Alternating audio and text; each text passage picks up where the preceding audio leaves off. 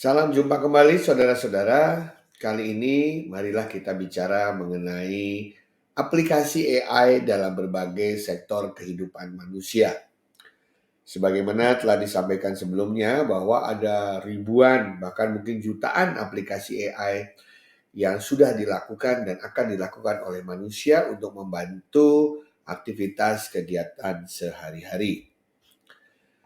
Kalau kita melihat dalam bidang apa saja sangat beragam ya, seperti dalam sektor kesehatan, sektor pendidikan, sektor consumer good, ya, sektor entertainment, sektor logistik, ya, sektor manufaktur, ya, sektor transportasi, pemerintahan dan lain sebagainya.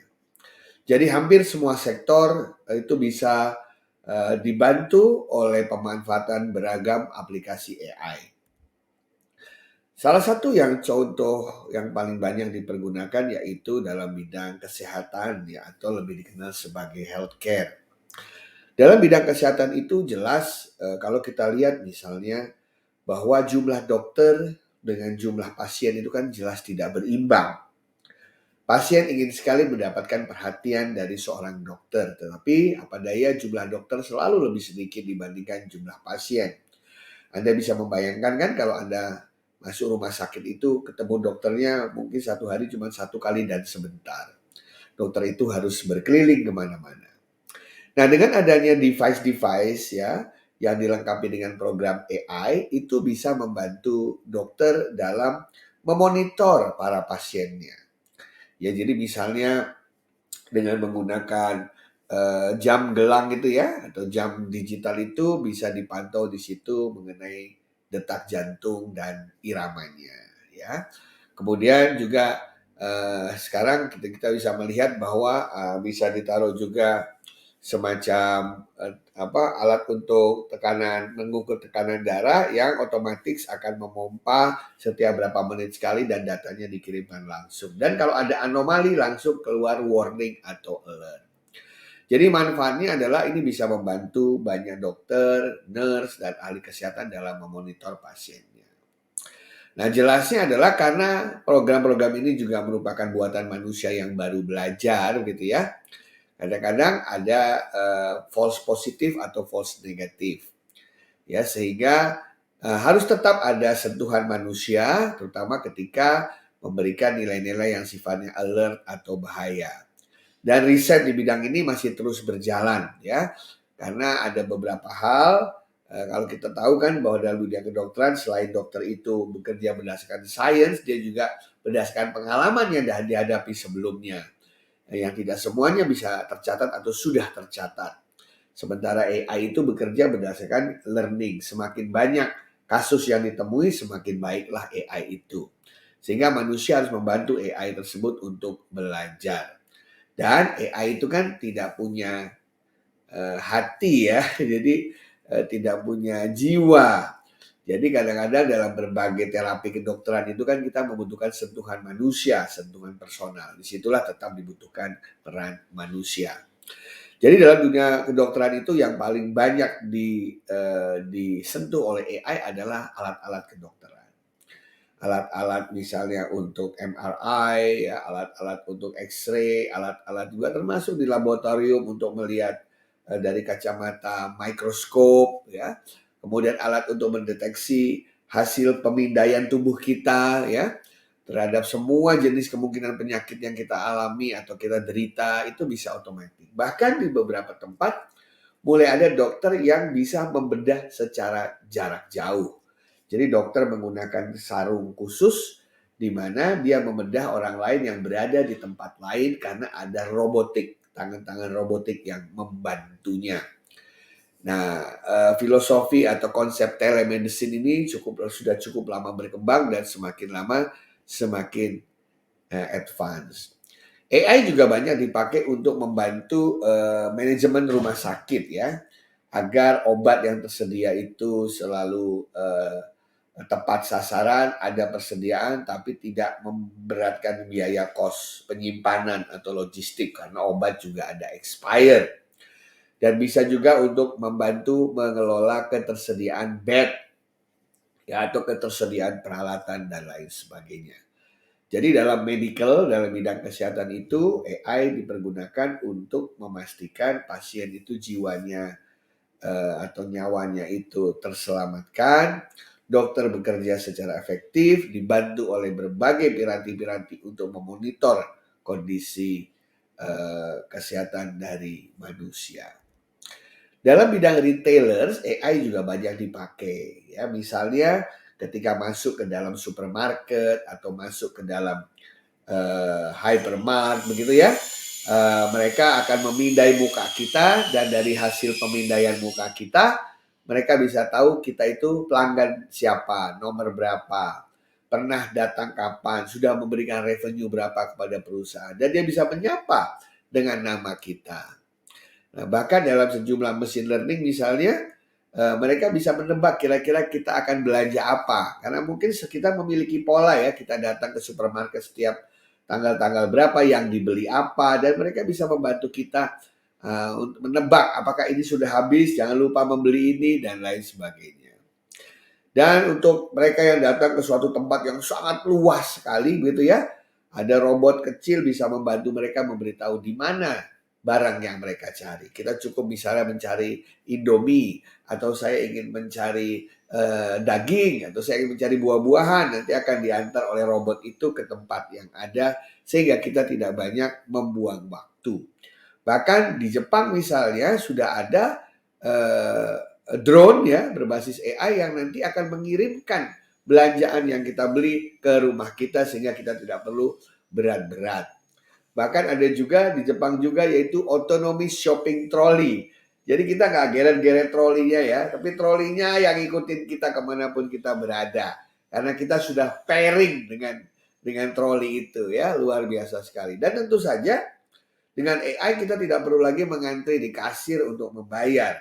Karena benda apapun yang kita ambil otomatis sudah terhitung melalui kamera-kamera yang melihat atau melalui RFID yang tertanam di setiap barang yang kita beli. Dan otomatis akan dideduct dari tabungan kita, sehingga kita tidak perlu lagi melakukan pembayaran atau mengantri di kasir. Aplikasi AI yang lain adalah dalam bidang energi, ya, karena kita tahu energi di bumi ini kan kebanyakan masih tergantung oleh energi yang tidak terbarukan, tergantung energi fosil yang makin lama makin hilang.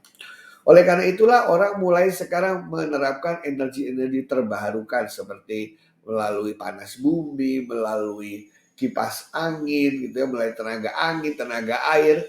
Dan di situ ditanamlah sensor-sensor yang bisa mengukur di mana energi bisa saya dapatkan. Kincir angin misalnya ya, kincir angin kan menghadap ke satu arah, tetapi kan namanya angin bisa berasal dari mana saja.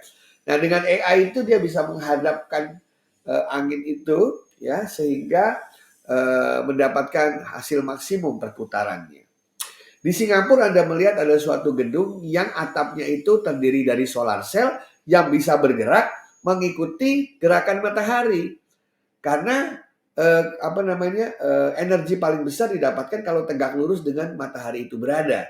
Jadi ketika bumi berputar, posisi matahari berubah, atap solar cell itu akan menyesuaikan juga. Itu juga berbasis AI ya, supaya mendapatkan energi yang paling banyak. Demikian juga untuk menyalurkan energi-energi tersebut. Nah, banyak juga yang dipergunakan untuk membantu maintenance ya, maintenance. Jadi misalnya kita memiliki kincir angin, memiliki solar cell, tahu dari mana itu bekerja atau tidak. Kadang-kadang kita harus mengirim orang untuk melihat satu persatu, naik ke atas genteng, ke atas gedung, dan lain sebagainya. Dengan AI maka yang perlu dibawa adalah kita tidak perlu ngapa-ngapain, robot yang akan ngeceknya, aplikasi yang akan ngeceknya, sehingga maintenance pun menjadi lebih tepat waktu. Ya seperti kita AC lah ya. AC itu kadang-kadang kita terlambat, begitu freonnya habis baru kita teriak. Padahal kalau kita bisa mencegahnya sebelum freon habis, maka otomatis kita tidak akan merasa kepanasan. Nah, dengan adanya AI maka dia bisa menebak kapan kira-kira freonnya habis. Ada sensor di situ. Sehingga kita tidak perlu khawatir ruangan kita akan panas karena AC-nya kehabisan freon.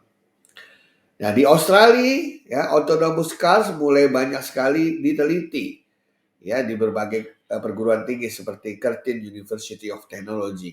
mobil yang bisa berjalan tanpa supir di jalan raya, di mana seluruh jalan raya dilengkapi dengan sensor, mobilnya dilengkapi dengan sensor, sehingga kita tidak perlu capek-capek mengendarai mobil itu. Energi kita bisa kita pakai untuk yang lain-lain. Sambil mobil berjalan, kita bisa belajar, kita bisa bekerja, kita bisa mendapatkan hiburan gitu ya. Dan antara mobil pun terhindar dari tabrakan karena semuanya ada sensor. Mereka yang ngebut tidak akan bisa terlampau ngebut karena akan disesuaikan kecepatannya dengan kecepatan yang diperbolehkan. Nah, harapannya adalah berkendara menjadi lebih nyaman, bertransportasi menjadi lebih nyaman, dan keselamatan terjamin. Diharapkan kecelakaan tidak akan terjadi lagi. Nah, banyak sekali aplikasi-aplikasi AI yang bisa dipakai, ya termasuk dalam bidang manufaktur, di mana satu robot dengan robot yang lain saling bekerja sama ya dalam sebuah kolaboratif robot gitu ya, atau sering dikenal dengan istilah cobots gitu ya. Nah, robot ini saling bekerja sama dari satu titik ke titik yang lain sesuai dengan pekerjaannya masing-masing. Manfaat yang biasa diperoleh dengan menggunakan AI itu adalah produktivitas bisa meningkat. Ya, kenapa? Karena kalau menggunakan AI kan bisa bekerja 24 jam non-stop. Manusia kan ada lelahnya. Jadi pasti produktivitas akan meningkat. Kemudian kontrol terhadap mutu, kualitas juga akan terjamin. Karena kapanpun mereka akan bisa melihat kualitasnya baik apa tidak tanpa harus ngantuk, lelah, capek sebagaimana manusia. Dan robot itu bisa dibuat sehingga bisa melihat kualitas sampai sedetil-detilnya. Mungkin kalau membuat produk kita tidak bisa melihat dengan mata telanjang apakah ada produk yang cacat, defect atau tidak. Tapi dengan AI mereka bisa melihat dengan lebih jeli sehingga produk kita menjadi lebih berkualitas. Saudara-saudara sekalian, AI juga banyak dipakai dalam dunia penelitian dan pengembangan, dan sampai sekarang research di bidang AI itu menjadi salah satu yang favorit ya di kampus-kampus di seluruh Indonesia maupun di seluruh dunia. Dan akhirnya AI juga dipergunakan di berbagai sektor lain, keuangan, pertambangan, ya kemudian di pertanian gitu ya, juga di bidang pendidikan dan lain sebagainya. Singkat kata, semua sektor manusia di mana manusia mengalami kendala, AI bisa membantu. Semua sektor kehidupan manusia di mana manusia ingin meningkatkan kualitas kinerjanya, AI bisa membantu. Sekian dan terima kasih.